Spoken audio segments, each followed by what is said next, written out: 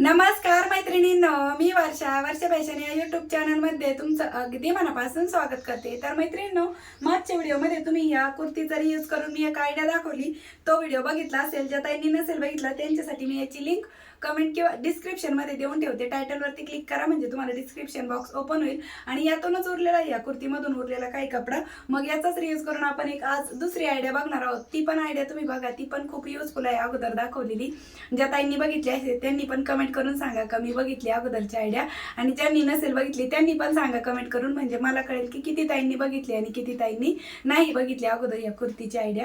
तर चला, आजच्या व्हिडिओमध्ये पण आपल्याला फक्त एवढं एकच आयताकृती पीस लागणार आहे आणि याच्यापासूनच आपण खूप सुंदर अशी एक आयडिया बघणार आहोत। तुमच्याकडे कपडा कमी जरी असेल तरी पण तुम्ही आजची आयडिया आहे ती ट्राय करू शकता। तर चला, जास्त वेळ न घालवता लगेच व्हिडिओला सुरुवात करू।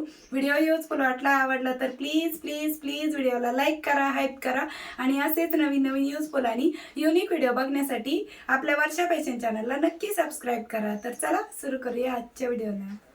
तर आजच्या आयडियासाठी बघा मैत्रिणींनो, अस्तरसाठी मी एक कपडा ठेवून घेतलेला आहे, मध्यभागी राईस बॅग कट करून घेतली आहे। आता राईस बॅगची रुंदी आहे 15 इंच आणि लांबी आहे 17 इंच, ठीक आहे।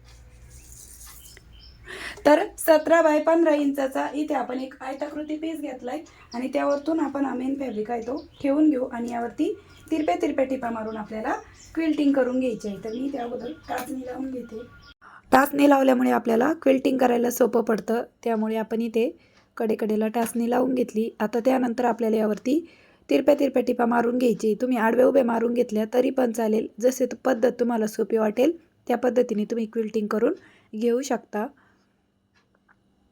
आणि क्विल्टिंग करताना मी शक्यतो 5 नंबरची शिलाई देते आणि मग जेव्हा स्टिचिंग करायची असेल तेव्हा 3 ते 4 नंबरची देत असते, ठीक आहे।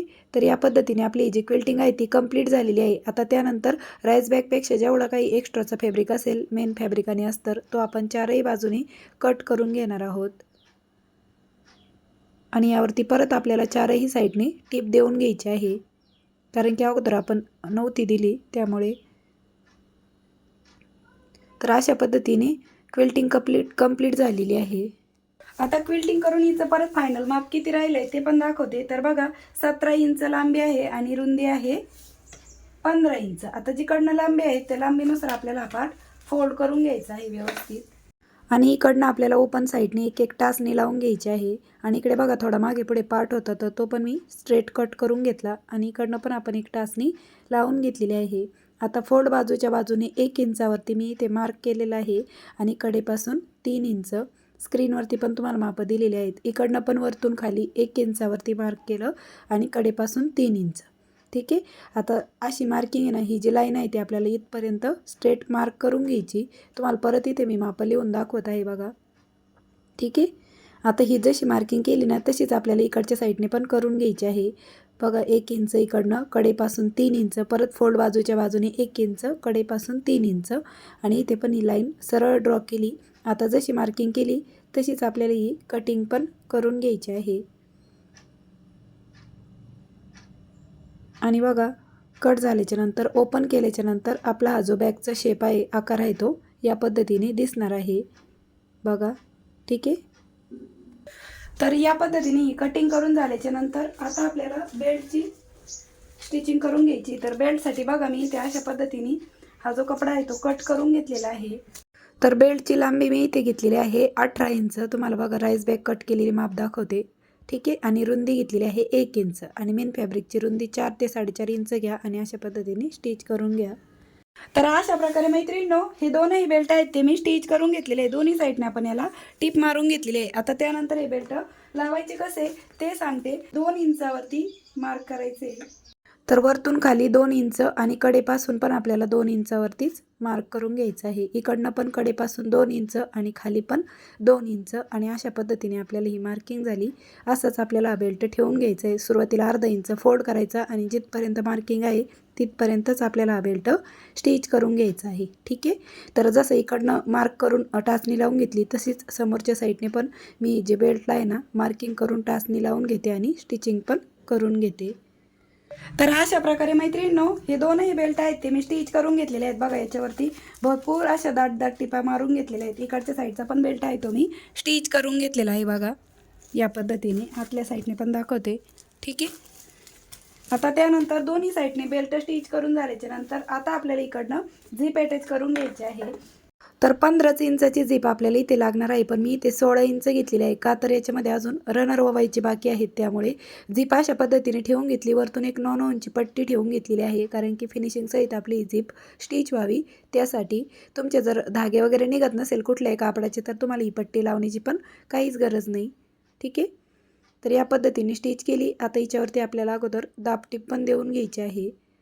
आणि जी आपण 9 इंची पट्टी घेतली होती 1 इंच रुंदीची, ती आपल्याला अशा पद्धतीने एक फोल्ड करून घ्यायची आणि स्टिचिंग करून घ्यायची आहे.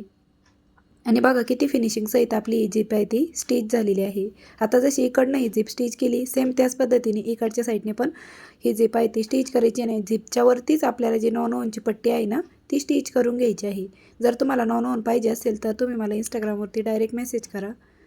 तर इकडनं पण ही पट्टी स्टिच करून झाली. आता झिप ओपन करून घ्यायची आणि ह्या झिपवरती पण आपण दाबटीप देऊन घेऊया. जेव्हा तुम्ही रेडीमेड बॅगी शिवता म्हणजे विक्रीसाठी, त्यावेळेस चांगला लुक देण्यासाठी बॅगला तुम्ही अस्तरसाठी म्हणून 9 इंचचा कपडा वापरू शकता आणि तो माझ्याकडे अवेलेबल आहे. तुम्हाला पाहिजे असेल तर तुम्ही माझ्याकडं म्हणजे कॉन्टॅक्ट करा इंस्टाग्रामवरला आणि घेऊ शकता तुम्ही. ठीक आहे. तर या पद्धतीने झिप स्टिच करून झाली. आता सेंटरला मी इथे एक टाचणी लावून घेते आणि दोन्ही साईडला एक एक रनर आपल्याला वळवून घ्यायचं आहे. तर बघा इकडच्या साईडने एक रनर वळवून घेतलं. आता तिकडच्या साईडने पण मी एक रनर आहे ते वळवून घेतलेलं आहे. ठीक आहे. या पद्धतीने आणि एक्स्ट्राची झिप आहे ती पण आपण कट करून घेऊ. आता त्यानंतर आपल्याला ही जी बॅग आहे ती रॉंग साईडला टर्न करून घ्यायची आहे. आणि बघा फक्त एकाच आपण आयताकृती कापडापासून ही बॅग डिझाईन बघत आहोत. अगदी सोपी पद्धत आहे. आता बघा झिपचा जो पार्ट आहे तो अशा पद्धतीने फोल्ड करायचा आणि दोन्ही कडा आहेत ते आपल्याला स्टिच करून घ्यायचे आहेत. आणि याला पण आपण 9 इंच पट्टीने पायपिंग करून घेऊ. आता इकडनं जशी केली तशीच तिकडच्या साईडने पण 9 इंच पट्टीने मी स्टिचिंग करून घेते. ठीक आहे.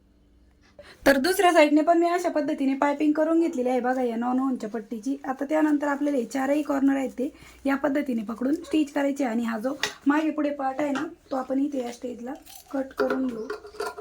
आणि अशा प्रकारे आपल्याला हा जो कॉर्नर आहेत ना, ही चारही कॉर्नर ते या पद्धतीने स्टिच करून घ्यायचे आहेत. तर माझे इथे राईस बॅगचे धागे निघत होते, तर मी याला आहे ना 9 इंच पट्टीने सिंपल अशी पायपिंग करते, कारण की 9 इंच आपले कुठल्याही प्रकारचे धागे निघत नाही, त्यामुळे त्याला डबल फोल्ड करण्याची काहीच गरज नाही.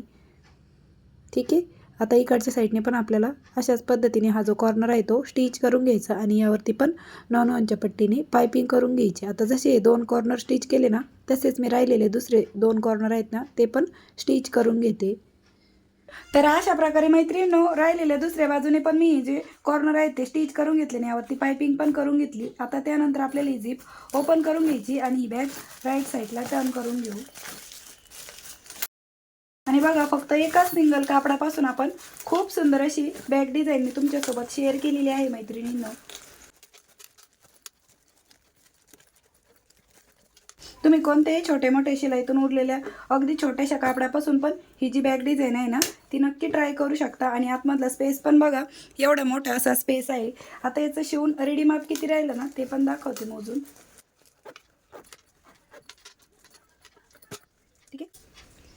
तर हिची रुंदी आहे बघा साधारणतः 8 इंच, उंची आहे 7 इंच, 7 बाय 8 इंच आहे. आणि ही साईड आणि बॉटमचा बेस आहे 2 इंचाचा. तर अशा पद्धतीने आपली एकदम छोटीशी आणि क्यूट अशी पर्स बनून तयार झालेली आहे. तुम्ही जर डिझायनर कपडा वापरला तर अजून छान दिसेल. मी माझ्या कुर्तीचाच रियूज करून दाखवलेला आहे. तर नक्कीच मैत्रिणींनो तुम्हाला आपली आजची ही आयडिया आहे ती आवडली असेल, व्हिडिओ युजफुल वाटला असेल तर जाता जाता प्लीज प्लीज प्लीज व्हिडिओला लाईक करत चला, शेअर करत चला आणि तुमची कमेंट पण मला आवर्जून करा. तर भेटूया पुन्हा नेक्स्ट व्हिडिओमध्ये. तोपर्यंत bye bye. Thanks for watching. Shri Swami Samarth.